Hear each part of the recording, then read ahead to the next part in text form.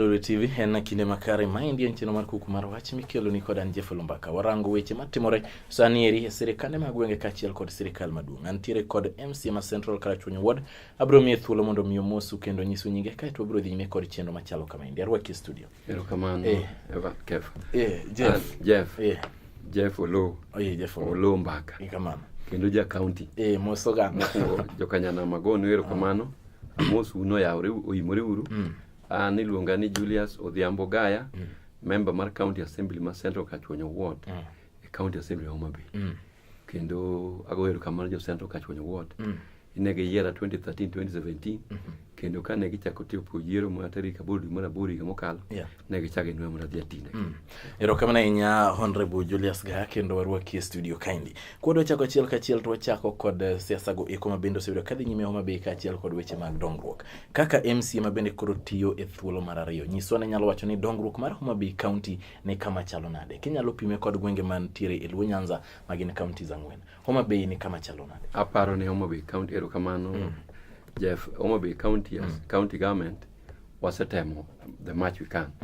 Ato kitimo rating mar the Luo speaking counties. Yes. That is Siaya, Kisumu, Migori, Homa Bay.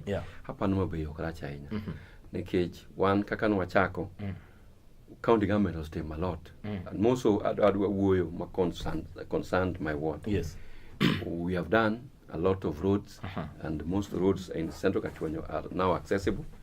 Wasetemo pige kendo an gadiere ni Central Karachuonyo ka the best water pan in the county ma Homa Bay miluongo ni Lieta ya Okowino pan. Kendo wasetemo facilities mag hospital machalo yedhe tinde ntiere matiendo tinde ntiere kidhi osiptende wage tipimi kapok omi yath ipimi kumondi mang'e tuoni kokimi yath. Sani yedhe nitie maka ng'ato dhi tok ni inyise ni yien onge. Yedhe nitie kendo amor kabisa county government Homa Bay chako program moro mar automation of health services, health facilities mag county. So that ing'eyo ni there will be no more pilferages of drugs. Kata ka human resource, they'll be able to know from a click of a button. They'll be able to know near hospital makama kange dispensary or ngeta nitiere clinical officer koso nitiere nurses ati kamano. To wach mar ng'anyo mar lakteche ne joka giwacho ni chakre dwe mar 12 higa mokalo chande osara margi ne pok ochulgi kendo maindi ne gimiyo koro giweyo tije kaka giwacho ni gidwaro mondo migi ng'anyo. Maindi nu loso nade? Gima timore ni pok to lose maber nikech ing'eni ya devolution. Jakom Raila Amolo Odinga, the people's president, and they got a very good idea. Mar devolution. And John engineer tell you, Sandu Konya order watch, and I believe in Yakane, Tim Golden handshake Tim Rennie. Things might be different. But they have not been supporting the devolved functions. And some more funds mangen, mag health. When they go be function of the devolved, to funds follow, kumwe devolved. Some more person mangen they don't malapuch. And the king doctors ne contentions is CBA. So ne podi wacho ni utieke county council governors kuka each and every government or implement. Tan gadiere ni with time the county government Homa Bay will be able to resolve issues the mag doctors ke maber. Mag doctors. Pero kama na jatelo tinyalo nyiso ni to wawinjo kiwacho ni rone mondo milosi ahinya e ward mari. Okang'eyo ni weche go eko mag pi to sani chalo nade. Ng'eni sani to koth chwe to nitiere kinde masamoro ka koth onge to oro bedo masamoro pi bedo manok. Maendi bende osebede ward mari to ka en gima osebet iselose nade koso ilose nade? Yes, antiere issues adek ma very important in life marwa. Ing'eni wan kaka penyo nage ka. Development has been skewed. Development biro thurwa ku okosebedo kabiro mbele. Nikech okosebedo system ma sirikal. To sirikal no donjo me sirikal ndalo mantie jakom ndalo sirikal mabaro barcha. To gi devolution mano wapani nyalo kelo maber. To jogi ne devolved functions gi ogi mi pesa maber. Oyudo ka samoro pesa biro mana mi matin na kayath imony. Pesa ok bi maber. To wageno ni sani makoro weche dhi maber gunya lego ne ye kuchocho. Wang'eni pesa biro maber ma gik machalo kaka weche mag hospital, weche mag pi, weche mag barabara obiro improvise. Kaka Central Karachuonyo, one and ward no poke in terms of water supply. Nitie areas where you can sink a borehole. to nitie areas moko nya sink borehole machalo areas mapiny machalo Kamsere, Nyakongo location gin level ma sol ma chumbini malo kabisa ma kunyo pi to pi bero salty so the best you can do in those areas and kunyo sinking a borehole no sinking a pan kunyo pan ma wan gi mpango mar kunyo pan nyos at the previous time icho kunyo pan sadek wakunyo pan ma iluongo ni yao Rachuonyo mokunye Kamsere Kamsere bi sublocation wakunyo yao miluongo ni yao Koweno I would say ma watching the best water pan mokuny e county government Mabei wakunye mwachiele and big water body mwachiele mo protected from any interference ma oko kendo wakunyo kama dhok oketo kuma dhok modhe piny very far away from kama ji tuome pi kendo wakunyo cho gi bathroom school ma kidhi kanyo to ya aka in ng'ama koler idhi losori iluokori mituomo pi midhi go dala semano osetimo kendo sani wan gi mpango manyien this term wan donde ada kunyo yao Kodindo ma in the same area me kunya pans gi yao Kodindo in the same Kodonde sublocation kendo wakunyo yao Kodina kendo wan gi mpango mar kunyo yao between Kawuor sublocation kaito wan gi mpango mar improve Kibugu water borehole mono seketo kanyo no wakete mane go gi hand pump to sani kwado no kete maber mondo bedo driven by solar so we have allocated funds marito ka funds of disbursed from the national government to the county government in this financial year kapogo chopo June to nego benik seketo solar driven water borehole at Kibugu primary school makanga to dhi to yudo pi maonge chudo moro maonge gi michulo but apani the manage the waweni gi the community so community nyalo chulo nyakejo some fee matin mi maintain go ke gimo be ko no na enya tingene ji okrite kaito on the upper side Mayoramba and Kugwenoriang locations wadwa kunyo boreholes was identify one given area between in next to Riang Munyol Primary School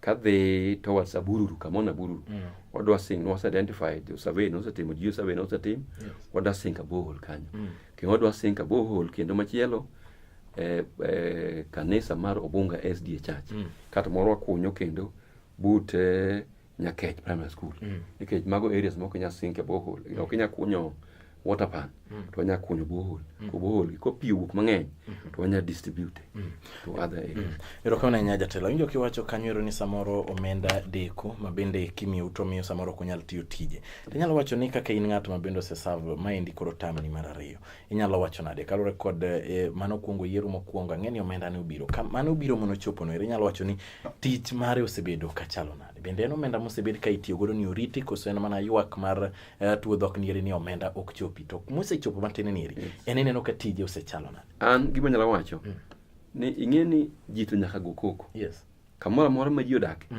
koko nyaka bedi jomoko be nitie maneno ber jomoko be ne gin mago timo to gima rach but so far I feel ni at the time no antie cha no watimo a lot nikech tamcha emoyawe at least 12 kilometers of roads in each and every ward nitie wards moko kaka in my ward I opened about 40 kilometers of roads by using the county government facilities and I believe in other wards be the not command to same time man what you cha emulate all the trading centers all the marketplaces mag county kaka an gi wards an gi marketplaces beach an gi twist orabur market no alate ti solar light kanyo mamene nyalo uso nyaka otieno wan gi Oyuma no alate wan gi Obaria beach mang'ongo manie ward na kanyo no alate kendo Obaria kanyo emano time gi last mile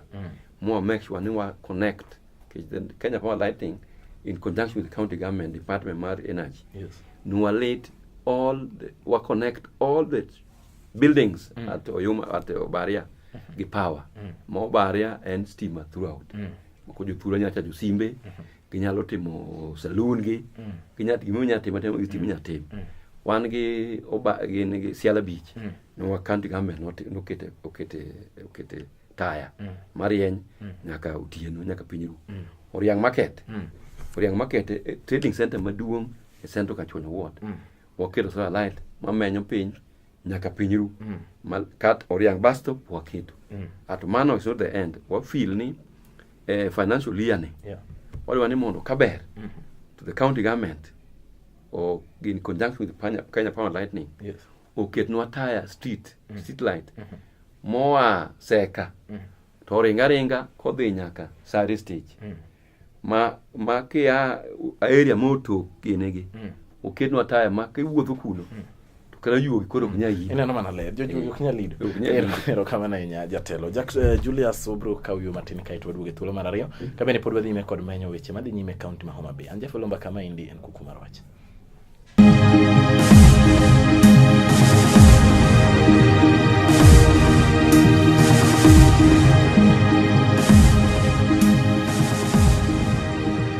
Luluti wacha kod duoge thuolo mar ariyo ma indi en chien mar Kuku mar Wach kod an Oloo Mbaka. Antiere kaindi kod ja od bura mar Central Karachuonyo ward mano moluor Julius Gaya. Ka bende kod waranga kachiel weche mag dongruok mosebedo kadhi nyime kaunti no ma Homa Bay. Achaka rwaki studio. Erokamano Oloo Mbaka. Jatelo kane wadhi yweyo to ne wacho weche go mag solar lights. Ka iwacho ni sani kuru seketogi e chirni mopogore mondo mi oganda oyud yot e uso kech ma inde manyalo konyo genge magi kaka achiel kuom ohelni magitimo.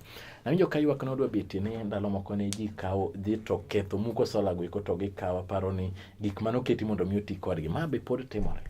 Sani to apani kodok chien. Vandalism notimore mang'eny. Tapani nen ignorance ma jowa. Nikech taya koketi to konyi. Okonyi in so many ways. Wendi moro kubiro moko ng'e kanyo o en safe. Safety nitiere. Onge manyalo attack nikech mudho. Mar ariyo ka taya nitiere ji mang'eny kata mawuotho kanyo will be safer. Koro ji mane timore kanyo ne jomoko ne ng'iyo niya ne keto politics in it. Ne gikele niya ne magi mokel regime mar Sipia na wetene ma miye max oro miye mileage. Ne ikethe nikech ne gineno kele koda wit. Aparo gima naneno nikech yoro ka kuonde moko ino ka ng'ato kawa action blade to dhi ng'ado the pole. Kose ng'ado to bolo piny kanyo. To kuonde mene ng'ado gi only areas moko ng'ensi kama ne ng'ado gi mang'eny neno Yugis town center. Yugis town ka. No ng'ado gi mang'eny kabisa. And a few places around Nyalkini area. To ji apani mos ji nong'eyo ni gigi ok konyo ok gin gima gikonyo jopiny. Koro ne giwe ng'ado gi. At the moment ok ane ka ng'ado. Erokamano jatelo nyisani to assembly mar Homa Bay utae nade nikech weche mag ywaruok ni kod kocha bende samoro betie. Nyiswa kaka ng'at ma bende osebedo kanyo ero masani ma time ni mar ariyo. Ang'o ma samoro kelo ywaruok e kind MCAs nikech tiju kaka MCAs wang'o ni gin tije adek. En representation mar oganda gin weche gweko mag oversight kachiel kod weche gweko mag legislation. Ang'o ma samoro kelo e koko kata tungni e assembly. Erokamano Jeff. Gima ng'e matimore ni members of county assembly themselves ok gore ok giyware. Gin ok giyware. Ok giyware. To joma biro gi momoyo ne ni giyware and the leadership of the assembly. Ma and the speaker, leader majority and the clerk. Management makagi manage the assembly otamogi. So they end up nigi miyo koro ji collide. People differ on ideologies. Assembly kung'e en kama ji debate. So you can say yours, I say mine, so you convince me to support yours. Or I convince you to support yours. Kati wacho ni the assembly, the majority, the minority will have their say, but majority will have a say. Ka leadership ntie maber, which I believe is the one that is missing in the county assembly. Ka kung'e pile, an gima ng'e ni ka iwacho ni miyo rwath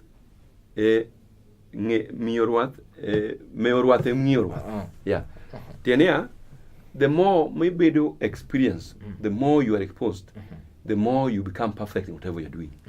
To leadership, when I say I feel need your manual keto in the leadership, starting from the speaker.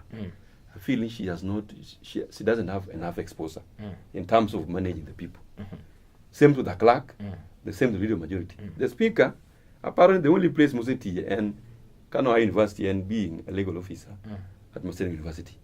The clerk, kamara musiti, and bedo clerk, administrative clerk at Karachuonyo County Council, kato biro tiyo matin, Transition Authority, okete payroll manager, umabi, kato okete clerk. Leader majority, angedi ni weka musiti nyaka ne chakre, koro, kutubata elected member. No wakaogi, wagolo gi pinka, to mingo tije madongo dong maluku. So how to conceptualize ni to jo pinyi tiyo go nade. Apane machandogi. Koro yuarok na wacho ni wuok e telo. Yeah, wuok e telo mamalo kanye makelo yuarok. Nikech wan, nitiere kuo matimore maricho. Ma very open. Open theft. Mondo jopiny ikwalo monego okony jopiny. To kwa wacho, anaka Julius Gaya, ga few my colleagues, machalo Honorable James Okeyo, Makabondo West, Honorable John Ogada, Mako Wach, Honorable Gudi Makabondo East, Honorable Kuku Maro Senga, Honorable Julius Nyambok, Mauma Bay Central, Honorable Asoyo, Kaksingri, Honorable Osuri, my former Deputy Speaker. Yes. Maruma Kaksingri, and many others. Honorable Peter Juma, Award, Mauma Bay East, Honorable Nyangi, and many others. Honorable Wamunga, North Karachuonyo. Kwa wachuji, kwa na nuki matemnikech, we are one joma focus. Yes. We've gone to school. Wangeyo what entails in County Government Act. What is there in the standing orders of the county assembly. So we know what is our right. So kwa wacho kamagi, jomoku feel ni wanyono tiyagi. Kwa wacho ni mwandu jopinyi kwa wacho niya. Jeff. Kwa wacho niya. An kaka mane onuoyo. Yes. No miwa loan. Loan ni mortgage. Yes. And car loan. Mar 5 million. For your stamp. It was a revolving fund. No waduoke ni ngado 150 dwe ka dwe. No waduoko mwa tieko. In April, wasitieko chulo gicha. 5 million waduoko interest 3%. With the knowledge ni ka jomoko duogo.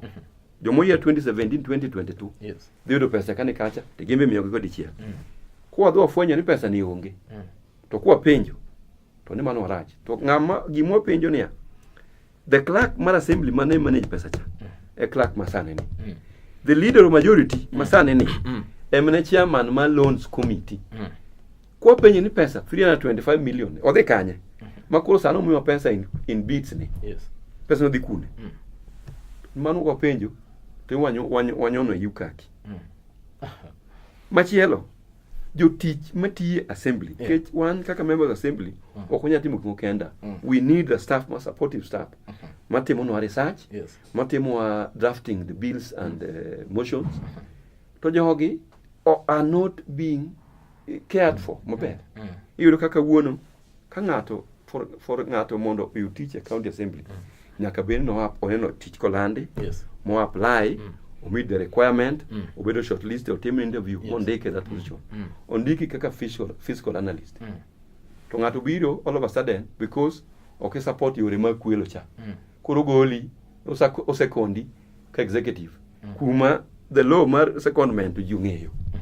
Kidwa bedo seconded, you must request. Or you bedo seconded tuka. Nyaka request ni can you second one such as officer mo beauty. Yes. Machielo. Kwelo ma open.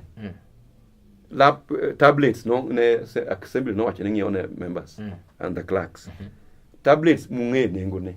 Gin about selenga lupura bicha lupura uchi.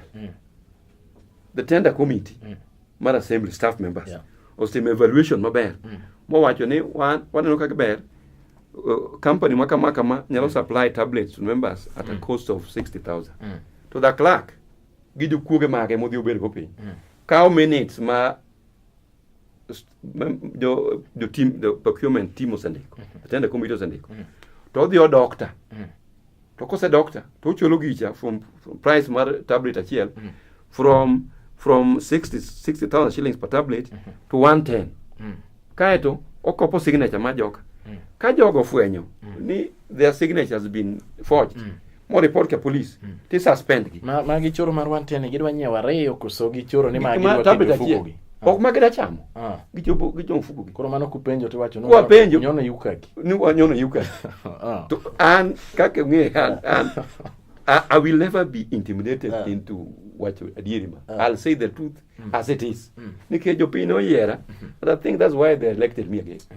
To dongo ka yuak nitiere oganda yuak kata jopiny go eko ma Homa Bay gi yuak ahinya ni mwandu ogene katiyo negi maber Homa Bay. Un kaka jotelo wach ni udhi lose nade?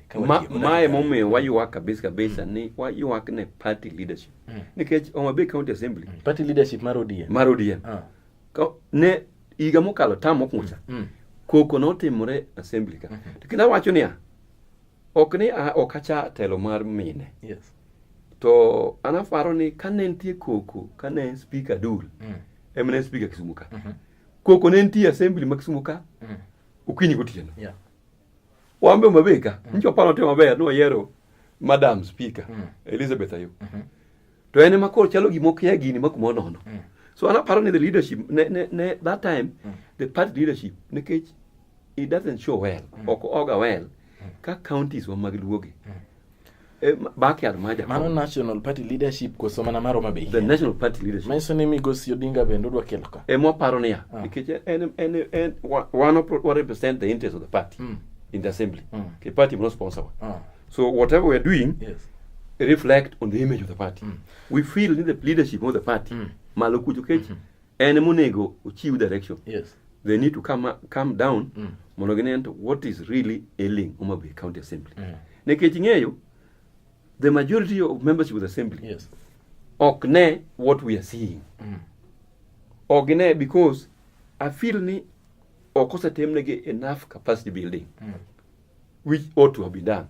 One enogigi no capacity building mu ng'eyo what the standing order says, what the County Government Act says, and what is expected of us, and what are our priorities in the assembly, what is duly belonging to us, how to perform all these duties. Wangeyo.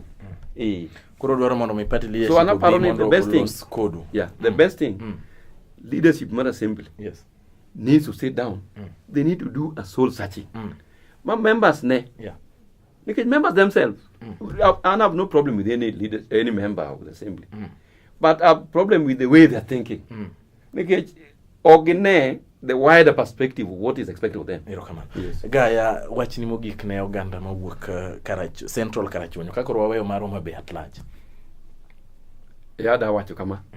Agoero kama no Jeff. Kendo ne TV Lolwe TV. Mondo mayot opportunity monda bika monda wuoge jopiny. Awacho kama da kwajo Central Karachuonyo. Yes. Sani koth chwe. Kendo wang' no kochwe mang'eny maketho piny ahinya. What take advantage sama koth chwe ni. Mondo wapururu, wabedo gi chiemo. Oganda manigi chiemo en oganda mokwe. Onge koko mang'eny. To kama chiemo onge, donde ng'eny. Kendo sama puonj jomodak machiegni alwora mar Oloch Kimera scheme. What take advantage mondo wapururu. Alote, nyanya, mondo pesa mang'eny mwatiyogo kiomoga alote Kisii, piny lang'o kucho odok chien. Pesa go nyalo konyowa kendo nyalo miyo jowa bedo maber. Kendo mogik adago erokamano kabisa. Nitie wach ma kapok iwacho ne jopiny ok ber. Nitie golden handshake otimore between the two excellencies. His Excellency the People's President Raila Amolo Odinga to His Excellency Uhuru Kenyatta, leader ma Jubilee. Agombo ni jokanyanam. Let us give Jacom opportunity. Sane. Wasebedo oko for a long time. Jacom has never gone wrong in whatever decision he takes. Samane Jacom ne the NDP maja gikanucha. Jomoko piwange nuchwe. So you know what happened. The rest are history. Sani endi. Our kwan will let us support Jacom.